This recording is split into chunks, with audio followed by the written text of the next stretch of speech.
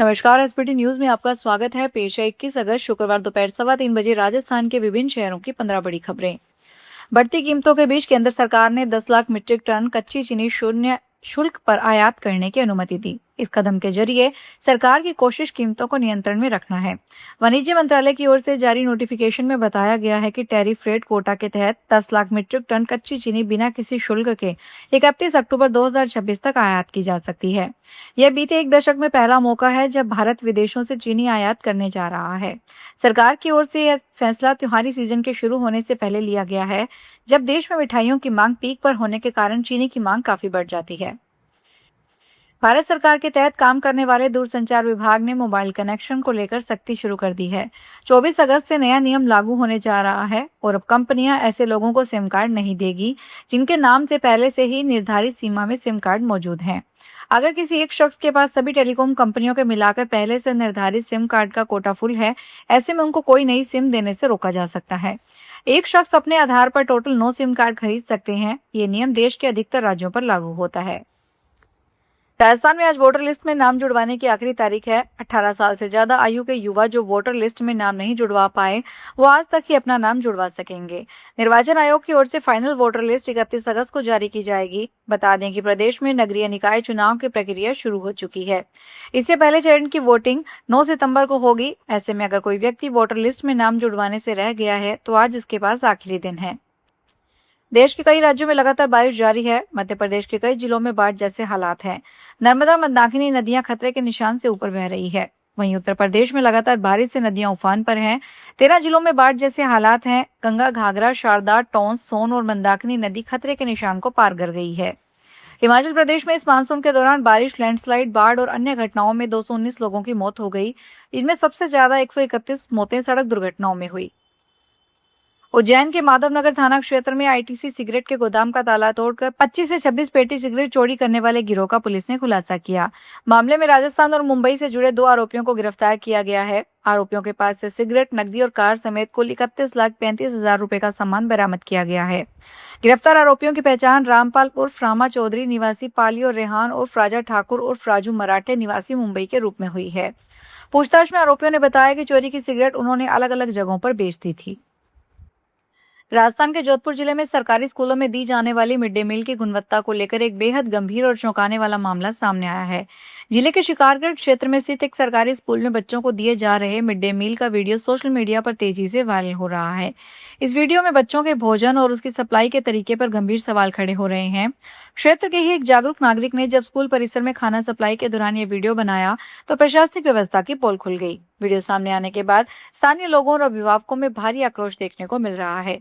यह घटना शिक्षा विभाग के उस विवादित फैसले के ठीक बाद सामने आई जिसमें सरकारी स्कूलों में मीडिया की एंट्री पर रोक लगाने के निर्देश जारी किए गए थे।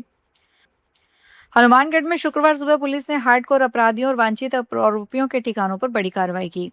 राजस्थान के DGP, ADG, ADG-TF, IG Bikaner और एसपी हनुमानगढ़ के निर्देशन में जिले भर में पुलिस की अलग अलग टीमों ने अलसुबह चिन्हित ठिकानों पर एक साथ दबिश दी।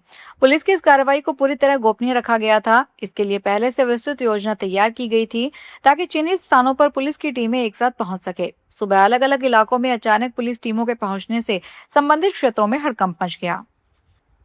राजस्थान में सोने और चांदी की कीमतों में आज एक बार फिर तेजी देखने को मिली है। खासतौर पर 22 कैरेट और 24 कैरेट सोने के दाम में बढ़ोतरी हुई है। राजस्थान में आज 22 कैरेट सोने के 10 ग्राम की कीमत 1,48,140 रुपए पर पहुंच गई। एक दिन पहले यानी कल इसका भाव 1,47,040 था। सोने के साथ साथ चांदी के भाव में भी आज बड़ी तेजी आई है। राजस्थान में 1 किलो चांदी की कीमत 2,65,000 पहुंच गई है। कल इसका भाव 2,60,000 प्रति किलो था। यानी एक दिन में चांदी 5,000 प्रति किलो महंगी हुई है। भीलवाड़ा के हसीद में शंभूगढ़ थाना क्षेत्र के सोडार गांव में देर रात अज्ञात चोर 7 किसानों के कुओं से 500 फीट से अधिक विद्युत केबल चोरी करके ले गए। शुक्रवार सुबह खेतों पर पहुंचे किसानों को चोरी का पता चला। एक माह के भीतर दूसरी बार कुओं से केबल चोरी होने से किसानों में रोष और भय का माहौल है। किसान सुखलाल ने बताया कि एक तरफ जंगली सुअर मक्का की फसल को लगातार नुकसान पहुंचा रहे हैं, वहीं दूसरी ओर केबल चोरी ने किसानों की परेशानी बढ़ा दी है। कोटा में 10 ई बसों को हरी झंडी दिखाकर रवाना किया गया। शहर का चक्कर लगाकर बसें फिर से सुभाष नगर बस डिपो पर आकर खड़ी हो गई। कोटा में 18 अगस्त को इन बसों का शुभारंभ किया गया था। आचार संहिता के चलते इन बसों को शुरू नहीं किया जा सकता है। ऐसे में आचार संहिता से पहले 10 बस जिनका रजिस्ट्रेशन हो गया था, उन बसों को हरी झंडी दिखाकर शुभारंभ किया गया। हालांकि अभी भी कई बसें डिपो पर ही खड़ी है, क्योंकि सबसे बड़ी दिक्कत रूट की है। कोटा में 100 बसों को 20 रूटों पर चलना है। इनके लिए रूट तय भी कर लिए गए हैं। उदयपुर में लोक देवता सगस जी बावजी के जन्मदिन को लेकर श्रद्धालुओं में खासा उत्साह देखने को मिल रहा है। सुबह से ही सगस जी बावजी की पूजा स्थली पर दर्शन के लिए लोगों की लंबी कतारें लग रही है। बड़ी संख्या में श्रद्धालु यहां पहुंचकर पूजा अर्चना कर रहे हैं और लोक देवता से सुख समृद्धि की कामना कर रहे हैं। सगस जी बावजी के प्रति उदयपुर और मेवाड़ के क्षेत्रों में लोगों में गहरी आस्था जुड़ी हुई है। जन्मदिन के अवसर पर हर साल यहाँ विशेष आयोजन किया जाता है। बताया जाता है कि यह स्थान मेवाड़ राज परिवार से भी खास जुड़ाव रखता है। महाराणा सुल्तान सिंह के समय में यह पूजा स्थली विशेष आस्था का केंद्र रही है। प्रतापगढ़ जिले के सीता माता वन्यजीव अभयारण्य में खैर के पेड़ों की अवैध कटाई और लकड़ी के परिवहन के खिलाफ वन विभाग ने कार्रवाई की। मुखबिर से मिली सूचना के आधार पर बड़ी सादड़ी रेंज के नाका केवलपुरा क्षेत्र में टीम ने 4 आरोपियों को पकड़ा। ये लोग वनखंड रानीगढ़ में खैर के पेड़ काटकर मोटरसाइकिलों के जरिए लकड़ी लेकर जा रहे थे। मौके से करीब 300 किलो खैर की गीली लकड़ी और 4 मोटरसाइकिलें जब्त की गई है। वन विभाग के अनुसार आरोपियों ने सीता माता वन्यजीव अभयारण्य की सीमा में बिना अनुमति खैर के पेड़ों की कटाई की थी। इसके बाद लकड़ी को बिना ट्रांजिट परमिट के मोटरसाइकिलों से बाहर ले जाया जा रहा था। लोकसभा में विपक्ष के नेता राहुल गांधी शुक्रवार को संसद मार्ग थाने पहुंचे। उन्होंने 20 जुलाई को कॉकरोच जनता पार्टी के संसद मार्च में पैलेट गन मामले की जांच की जानकारी ली। राहुल अपने साथ घायल छात्र को भी लाए थे। राहुल ने संसद मार्च में पैलेट गन के इस्तेमाल के आरोप लगा चुके हैं। उन्होंने संसद के मानसून सत्र में भी इस मुद्दे को उठाया था और गृह मंत्री अमित शाह से जवाब मांगा था। हालांकि केंद्रीय मंत्री किरेन रिजिजू ने कहा था कि पुलिस ने गोली नहीं चलाई है। पंजाब बंद के बीच चंडीगढ़ स्थित भारतीय जनता पार्टी दफ्तर को धमकी मिली है। बताया जा रहा है कि ईमेल के जरिए धमकी मिली है। सूत्रों के मुताबिक 21 अगस्त को बंद के दौरान खुलने वाले शहरों को धमकी मिली है। फिलहाल सूचना मिलते ही सुरक्षा एजेंसियों ने ईमेल की जांच शुरू कर दी है। ईमेल में भेजने वाले ने पंजाब को खालिस्तान से जोड़ते हुए धमकी दी है। साथ ही यह भी कहा गया है कि जिन शहरों को बंद नहीं किया जाएगा वहां पर धमाके किए जाएंगे। जम्मू के अंतर्गत झज्जर कोटली के पास शुक्रवार को श्री माता वैष्णो देवी यूनिवर्सिटी के स्टाफ की एक बस दुर्घटनाग्रस्त हो गई।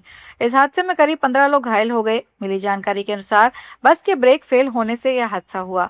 सभी घायलों को इलाज के लिए अस्पताल में भर्ती करवाया गया है। पुलिस हादसे से जुड़ी तकनीकी समस्याओं का पता लगाने में जुटी है। फिलहाल इस बुलेटिन में इतना ही। फिर हाजिर होंगे बड़ी खबरों के साथ।